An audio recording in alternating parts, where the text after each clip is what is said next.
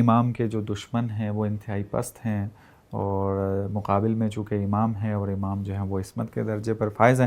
میں چاہوں گا کہ وہ وجوہات کے جو ان کی پستی کا سبب بنے وہ وجوہات بیان فرمائیں، جو زیارت میں اشارہ بھی ہوا ہے۔ جی، زیارت میں چند جملے ہیں، میں انشاءاللہ وہ جملے بعد میں پڑھوں گا، پہلے کلی بحث اخلاقی ایک بحث ہے فلسفہ اخلاق میں، یہ ہے کہ انسان گناہ کیوں کرتا ہے، انسان گناہ کیوں انجام دیتا ہے، گناہ کے اسباب کیا ہے۔ اس پر بڑی اچھی بحثیں کی ہوئی ہیں بزرگان نے۔ تو عام طور پر کہا جاتا ہے کہ گناہ کے 3 بڑے اسباب ہیں، 2 بیرونی اسباب ہے اور ایک اندرونی سبب ہے۔ جو بیرونی اسباب ہے اس میں دنیا ایک سبب ہے، یا حب دنیا آپ کہہ سکتے ہیں اس کو۔ دوسرا جو ہے وہ شیطان ہے، کہ انسان شیطان کے بہکاوے میں آ جائے۔ اور تیسرا سبب جو انسان کے اندر ہے وہ وہی ہوائے نفس ہے۔ اور بعض علماء نے اس مطلب کی طرف بھی اشارہ کیا کہ در حقیقت اصل سبب جو ہے وہی ہوائے نفس ہی ہے۔ شیطان یا دنیا اس کے لیے زمینہ اور مقدمہ فراہم کرتے ہیں، لیکن اصل گناہ کا جو سبب ہے وہ انسان کا اپنا نفس ہے، وہ اس کو ابھارتا ہے گناہ کے اوپر۔ زیارت میں اگر ہم دیکھ لیں تو زیارت میں تقریباً جو ہے ان عوامل کی طرف اشارہ ہوا ہے۔ دنیا دیکھیں، دنیا اگر ہم کربلا کے حوالے سے دیکھیں تو بہت سارے وہاں پر جو آئے تھے امام حسین علیہ السلام کے مقابلے میں آئے تھے، وہی دنیا کی لالچ میں، چند دراہم انعام کی لالچ میں، یا رے کی حکومت کی لالچ میں۔ عمر ابن سعد کا وہ مشہور ہے، جانتا تھا وہ سب کچھ کہ امام کون ہے، امام کی وہ معرفت رکھتا تھا اس حساب سے جو ظاہری معرفت ہے، لیکن اس کے باوجود اس کا ایک مشہور شعر ہے، اترک ملک الرے، آیا میں رے کی حکومت چھوڑ دوں، والرے منیتی، میرا خواب ہے ملک رے کی حکومت، ام ارجع مذموما بقتل حسینی، یا میں امام حسین کو قتل کر کے مذموم بن کر واپس آ جاؤں۔ تو یعنی وہی دنیا کی لالچ تھی جس کی وجہ سے بس پہلی جو ایک سبب جو ہے وہ وہی دنیا کی لالچ ہے۔ اسی طرح سے حتی امام کے ساتھ جو بہت سارے مظالم کیے، امام کی انگلیاں تک کاٹی، وہ سب وہی دنیا، مال دنیا کی اس میں لالچ میں انہوں نے یہ کام کیا۔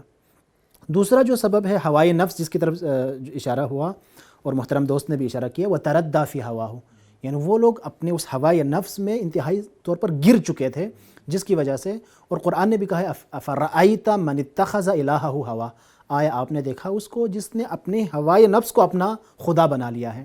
اب وہ خدا کی اطاعت نہیں کرتا بلکہ ہوائے نفس کی اطاعت کرتا ہے، وہ جو کچھ کہتا ہے اسی کی وہ اتباع کرتا جاتا ہے۔ اور قرآن نے جو بہترین مثال ہوائے نفس کی پیروی کے حوالے سے جو مثال پیش کی ہے، وہ ایک بلعم باورا کی مثال ہے کہ اس کو علم خدا کی طرف سے خاص علم عطا ہوا تھا، لیکن اس نے اپنے ہوائے نفس کی اتباع کی۔ اب قرآن نے جو اس کی تشبیہ دی ہے بہت عجیب تشبیہ ہے۔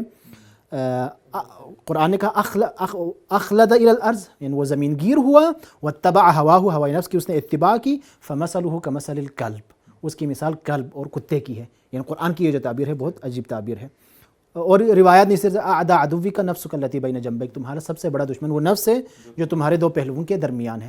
اب وہی واقعہ کربلا میں جو لوگ تھے وہ ہوائے نفس کی اتباع کرتے۔ اور تیسرا جو ہے وہ شیطان، جس طرح سے کہا یہ 3 عوامل ہیں، دنیا ہے، ہوائے نفس ہے اور شیطان ہے۔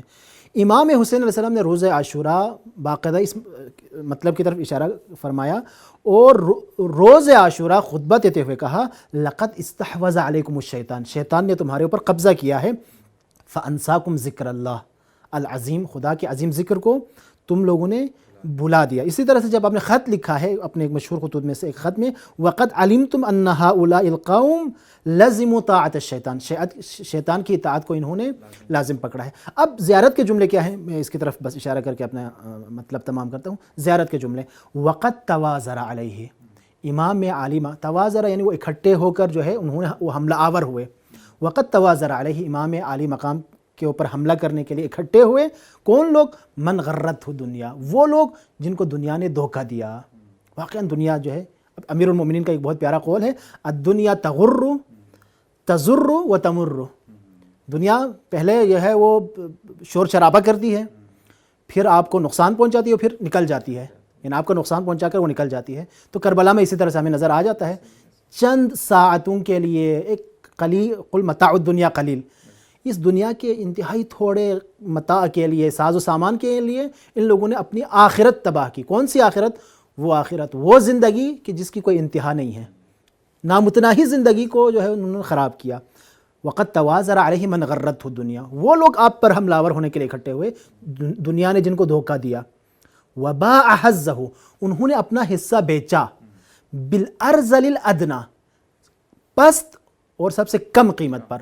واقعی عجیب ہے. یہاں پر بھی امیر المومنین کا وہ پیارا قول جو ہے، آپ نے کہا کہ تمہارے نفسوں کی قیمت جنت ہے، لہٰذا اس کو کمتر پر مت بیچنا. ان لوگوں نے کیا کیا، کسی نے ایک انگوٹھی کے لیے اپنا نفس بیچ دیا، کسی نے رے کی حکومت کے لیے جس تک وہ نہیں پہنچ سکا اس کے لیے اپنا جو ہے نفس بیچ دیا، کسی نے چند درہم و دینار کے لیے اپنا نفس بیچ دیا. وباع حظہ، اپنا جو حصہ تھا وہ بیچ دیا، بالارذل الادنی، پست اور کم قیمت پر. وشرا آخرتہ بالثمن الاوکس، اور اپنا آخرت بیچ دیا. شرا یہاں پر باع کے معنی میں ہے، یعنی بیچا اپنی آخرت بالثمن الاوکس، انتہائی پست قیمت میں، حالانکہ اس کی قیمت گھٹیا قیمت میں، حالانکہ اس کی قیمت کیا تھی، جنت تھی، لیکن ان لوگوں نے اپنی آخرت یہاں پر بیچ دی. تو یہاں پر یہ زیارت کے جو جملے جہاں پر دشمن شناسی کے حوالے سے ہمارے لیے درس ہے، خود ہمارے لیے بھی سبق ہے اور ہمارے لیے بھی سیکھنے کا ہے کہ انسان جو ہے کن کن عوامل کی وجہ سے بعض دفعہ پتہ نہیں چلتا اور وہ پھسل جاتا ہے اور وہ غلط راہ پر چل پڑتا ہے. لہٰذا یہاں سے ہمیں درس بھی ساتھ ساتھ لینے کی ضرورت ہے. جی بہت شکریہ آغا صاحب.